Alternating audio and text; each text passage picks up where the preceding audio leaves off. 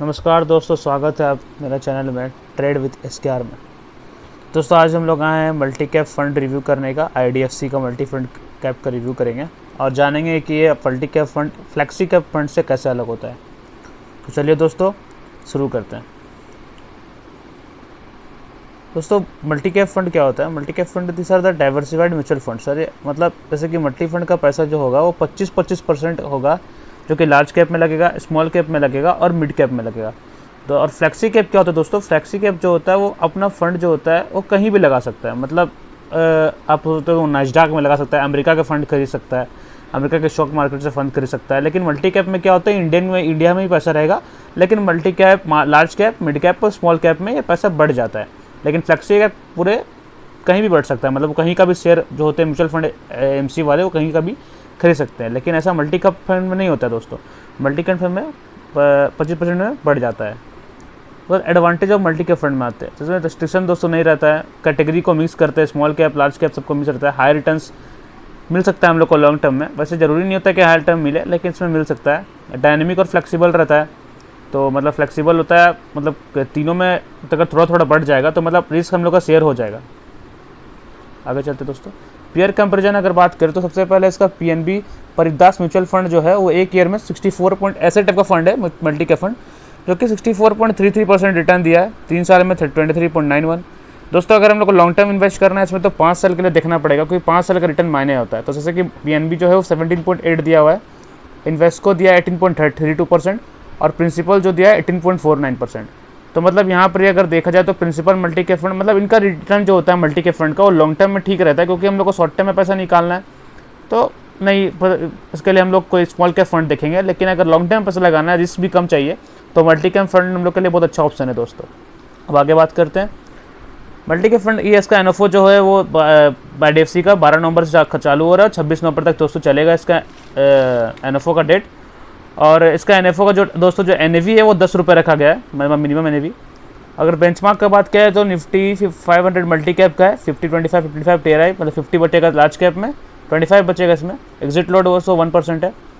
Investment types दोस्तों fund type ये open ended scheme है, मतलब इसका अगर खत्म भी हो जाएगा उसके बाद भी आप लोग पैसा लगा सकते हैं इसमें, ऐसा नहीं कि पैसा नहीं लगा सकते हैं। स्कीम रेगुलर है और डायरेक्ट ग्रोथ होगा। इन्वेस्टमेंट प्लान सब चीज़ चलेगा दोस्तों, एसडब्ल्यू भी चलेगा, सिस्टमेटिक विड्रॉल प्लान भी चलेगा, स्ट्रिप भी चलेगा और लमसम में भी इस दोस्त में इन्वेस्ट कर पाएंगे।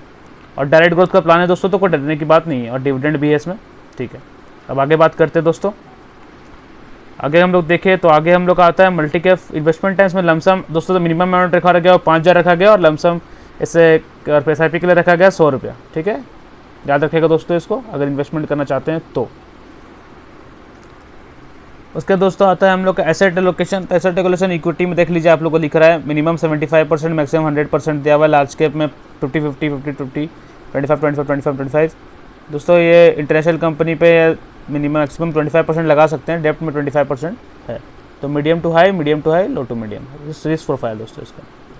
और दोस्तों से बात किया जाए तो लार्ज कंपनीज पे इन लोग 50% पैसा लगाएंगे, मिड कैप कंपनीज में 25% पैसा लगाएंगे और स्मॉल कैप कंपनीज में 25% पैसा लगाएंगे, ऐसा कि इन लोगों के द्वारा बताया गया है और एसेट एलोकेशन ऐसा किया गया है।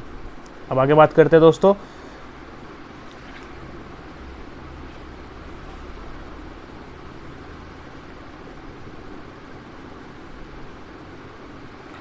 फंड मैनेजर एक्सपीरियंस 15 साल से है। ये IDFC mutual fund asset management company जोड़ने से पहले यूटीआई एसेट मैनेजमेंट कंपनी में काम कर चुके हैं। एजुकेशन ये PGDM, post graduate diploma in management and BCom इसमें ले चुके हैं। इनका नाम है दयालन पिंटो, और ये अभी सर ये मैनेज करेंगे हम लोग का आईडीएफसी मल्टी कैप फंड।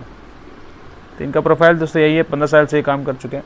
दूसरा जो इनका है वो है हर्षल जोशी। इनका भी एक्सपीरियंस 10 साल से ऊपर है, और ये भी काम करने से पहले आई कैप इंडिया प्राइवेट लिमिटेड में काम करते थे, और ये भी पीजीडीएम में और बीकॉम और डिग्री में ले चुके हैं, ठीक है। आगे बात करते हैं दोस्तों।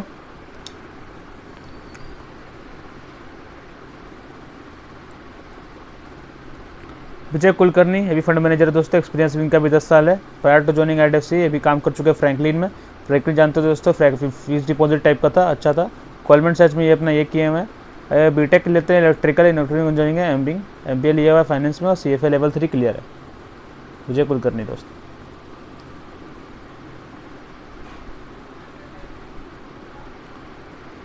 मेरा अपडेट ये है दोस्तों कि good for long term investment है।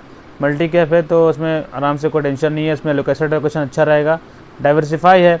और पता है कि आपको मंड फर्नीचर जो इसके जैसे बताया 15-15-10 लगभग इतने साल का एक्सपीरियंस है, तो लगभग इन 200 पैसा सुरक्षित हाथों में जा रहा है आईडीएफसी के, तो वो बोल सकते हैं कि लॉन्ग टर्म में अच्छा इन्वेस्टमेंट दे सकता है। दोस्तों चैनल को लाइक और सब्सक्राइब जरूर कीजिएगा। आगे मिलते हैं ऐसे ही एनएफओ रिव्यू के साथ में।